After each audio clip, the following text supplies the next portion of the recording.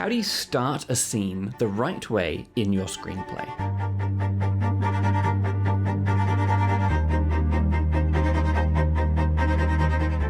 So start with a scene heading that clearly tells us where we are, whether it is inside or outside, of course, and what time of day it is. For example, that would be int coffee shop day. That orients the reader immediately, and then in the first 1 or 2 lines of action, you show us what is happening right now. Don't waste time with setup or filler like John walks into the room unless that action actually matters. So instead, drop us straight into the moment of change, the reason that this scene exists. For example, John slams a folder onto the table, coffee spills, and everyone goes silent. We instantly know where we are, what is happening, and that tension is already in motion. If a scene starts slowly or with routine actions, people entering, greeting, sitting, it usually means you started a bit too early, unless some of those moments are actually important to the story. Try cutting straight to the point, where the emotional or the story shift begins. You can always imply what came before through context or dialogue, and the first few lines of every scene